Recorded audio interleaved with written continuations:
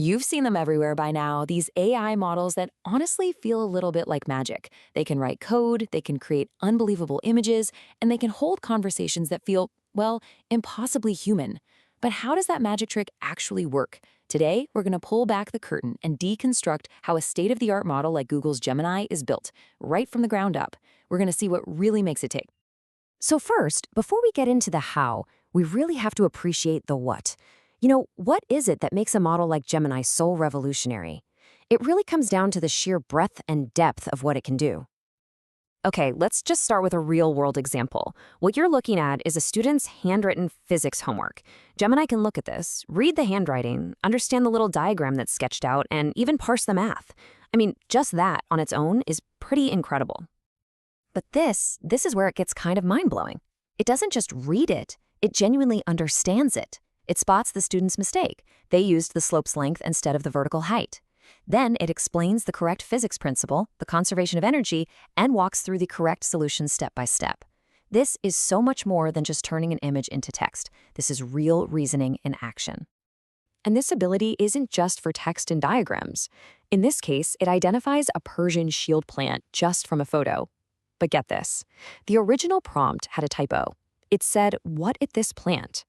The model didn't even blink. It just understood what the person meant and gave detailed care instructions anyway. This power to seamlessly handle different types of information, images, text, even with mistakes. That's a key idea called multimodality. So that brings us to the big question, right? How on earth do you build something that can do all of this? How do you get from basically nothing to an AI that can reason about physics problems and identify your houseplants? Well, the answer, at its most fundamental level, is almost absurdly simple. It all boils down to one single core task: predicting the next word. This all works because of a technique called self-supervised learning. And the key idea here is that the model basically teaches itself. So instead of needing humans to go through and label millions of photos, the answers are already right there in the raw data. The model just has to learn how to find them. And this happens in two main ways. The first is what's called masked modeling, which is what you'd see in models like BERT. You can think of it like a giant game of fill in the blanks. But for a generative model like Gemini, the real engine is next token prediction. You give it a string of words, and its only job over and over and over again is to predict the single next word. And that's it. That's the secret sauce. That one simple goal, when you do it billions of times on a dataset the size of the entire internet, is what allows all these incredible, complex abilities to just emerge. But if the model is learning from the internet, well, we've all spent time on the internet. It can be a real mess. And that brings us to the next absolutely critical piece of the puzzle: curating the perfect dataset. You see, you can't just scrape the web and dump it all into a model. That raw data is just full of junk: repetitive text, toxic language, and tons of sensitive personal information. A model trained on that would be completely useless, maybe even dangerous. So to fix this, you need a massive industrial-scale data cleaning pipeline. It starts with downloading just enormous amounts of data from the web. Then comes the filtering, getting rid of all the spam and low-quality stuff. After that, you deduplicate everything, which helps training be more efficient. And finally, and this is so important for privacy, you have to meticulously find and remove all personally identifiable information, or PII. And the payoff for all this work is huge.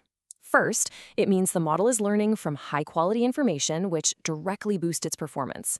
Second, it's a non-negotiable step for protecting people's privacy and building a safe system. And finally, you're left with a clean, tailored data set that becomes the rock-solid foundation for the whole project. Okay, so we've pre-trained our model on this giant, pristine data set. It's now incredibly knowledgeable, but it's not actually helpful or safe yet. You can think of it like a brilliant library that just spits out random facts with no context. It needs what we call the post-training polish.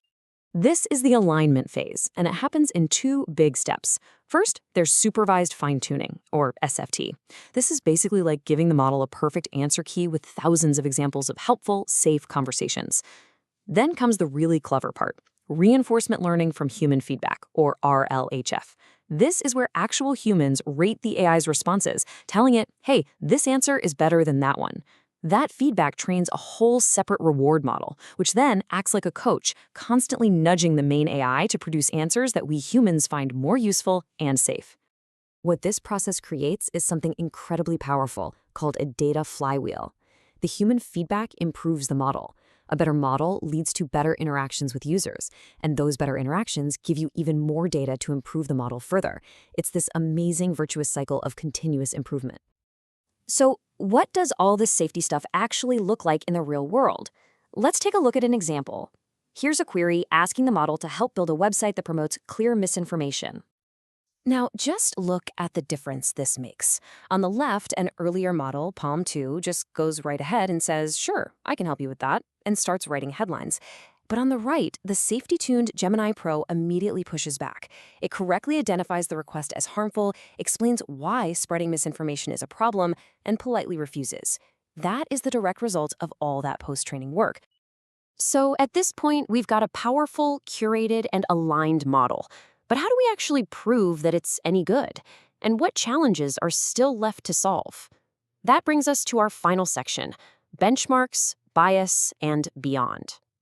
To try and measure performance objectively, researchers use standardized tests called benchmarks. And as you can see, Gemini Ultra scores incredibly well on some of the most important ones. For example, on MMLU, which is a huge test of general knowledge, it was the first model to actually achieve human expert performance. And it excels at everything from coding to math to complex reasoning. But as we all know, doing well on a test isn't everything. The real world is a lot more messy and complicated, and these models still face some really enormous challenges. And two of the biggest hurdles are right here in these headlines. First, you have the problem of hallucinations, which is just a term for when the model confidently makes things up that aren't true. At the same time, the very data used to train these models is now at the center of massive copyright lawsuits, raising huge questions about ownership and who gets to use what.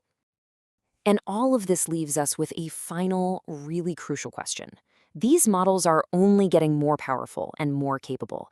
So how do we, as developers, as users, as a society, make sure that this incredible technology is built and deployed responsibly in a way that truly benefits everyone while managing the very real risks? That's the challenge ahead for all of us.